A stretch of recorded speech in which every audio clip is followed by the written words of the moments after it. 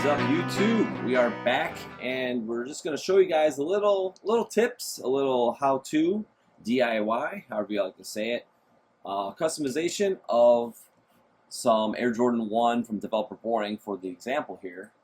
But if you look at my Instagram, if you follow me on YouTube for long enough, you'll know that I have done over the years, kind of doing the white edges on, like, say, the black infrared 6s, on the black cement 4s, and then these from Developer Boring I had pre-vintage treated, and the lines even on the leather are kind of darker, so I think it kind of darkened just slightly more.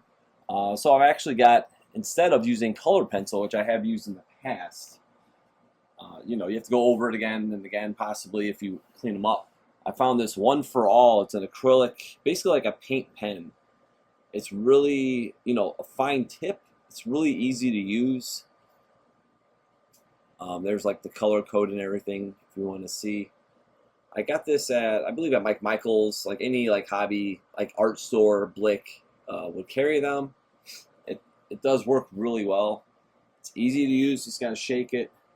Also, with Durbuck, yes, or not Durbuck, but Nubuck, you would want to be more careful because to get this off would be not easy. Okay, but for doing a pair, say like leather, it does come off pretty easily if you have it on here, like you get the smooth finished leather.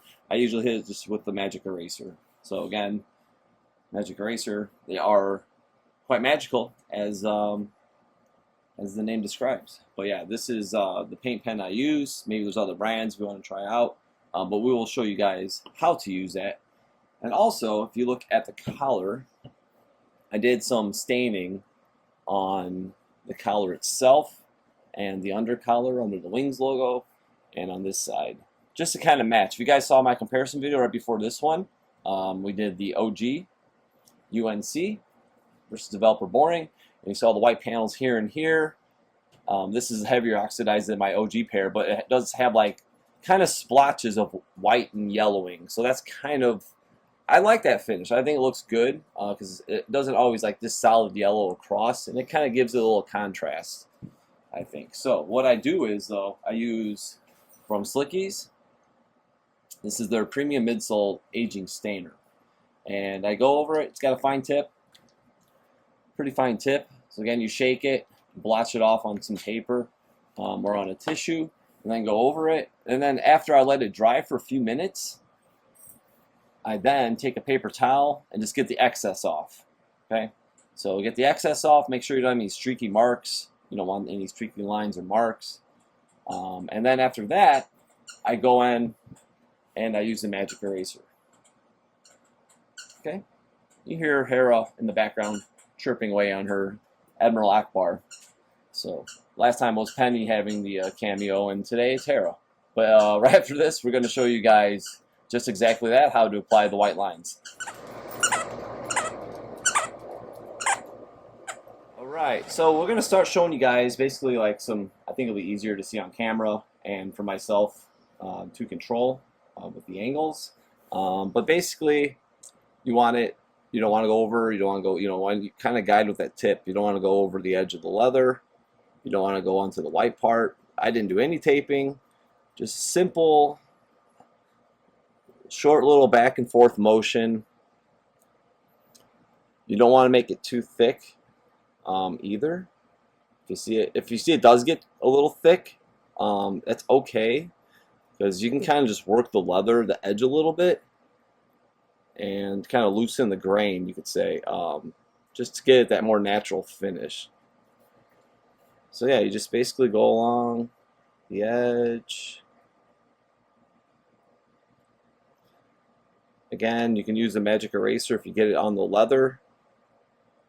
But just nice, you know, whatever motion you feel like is smoother. You can go backside, you can go forward, anything like that. So you already see, like, just, you know, it's got that more natural white edge finish. You know, different leathers are different, so it's like maybe some people like the black finish. Preferably, I like the white edge, especially with the UNC. I think it looks good. My OG pair, the leather is definitely like more blue. Like the shoe itself doesn't have like a dark contrast though, so with the white I think it looks good. Alright, so you guys see I can start it on the toe box. I will go over it again. Just want to make sure you don't get it over the edge, even if you use your nail like right away. But again, if it does come over the edge, you can always use the magic eraser, like say right here. We just lightly buff that, and it should come right off. Just see, gone. Just light a little water on the magic eraser, nothing crazy, nothing too saturated, because you don't want water dripping all over your shoes either. And then we're going to show another example here, just with the black line that's here. Just work it down. I'm not going to make like a very long video of me basically shading everything on this shoe, but just to give you guys a general idea of how to do it and how to fix in case you have a oops. Long, steady hand. Obviously, I did the first one actually on my couch, and just kind of like pinning the shoe between my body and my hand, so I had really good control. So obviously, this isn't the best control when you're on the table. But yeah, that kind of gives you an idea. Of course, I will go over this, cover the black a little more, just to show you guys kind of a quick tutorial, not make it too long. So here's the final product I did of the right shoe. So as you see, all the leather, the edges are whited out, even along the swoosh on the toe. Again, if you think it looks too thick or whatever, you can always, maybe even get like some sandpaper, like a little sandpaper thing, and kind of grind that out. Went down the lines here, on the leather here, just so it's not as dark. You could go over it again too. There's still kind of like a little bit of dark hue, but there's definitely some white mixed in, especially when you look at the panel here and then look at here. You can definitely see the shading difference. I like the white edge better, so that's why I took the time and taking the time to do that. Again, when you're going over like parts like this, you'll definitely want to just like really hold it and just go very, very, very slowly with the tip. Okay, with the table it's kind of tricky. Can't do it with that as well. But yeah, this is basically what you're looking for. Top leather edge too. Turned out really nice. Again, the oxidized collar, as you see with the previous one, some lighter spots, some darker, is kind of reflected on my OGs. Kind of have that natural oxidation. Even midsoles, when you look at old polyurethane midsoles, sometimes they kind of stain, or they age, you should say, more likely, because we're not really staining. It's just a natural oxidation. Isn't always evenly across the board.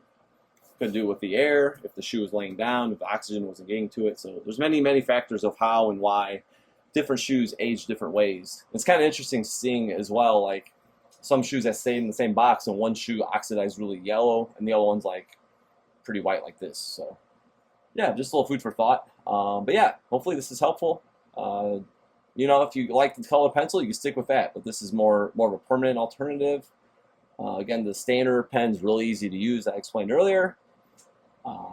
Yeah, this will work on all the nubuck pairs. Like I said, just take your time, don't rush it. I did my black infrareds; they turned out great. The lines are popping like the OGs, and they looked really good. But yeah, hopefully you guys found this useful. Little fun side project DIY. Don't forget to follow me on Instagram at OG or Bust and subscribe. And we'll see you guys next time.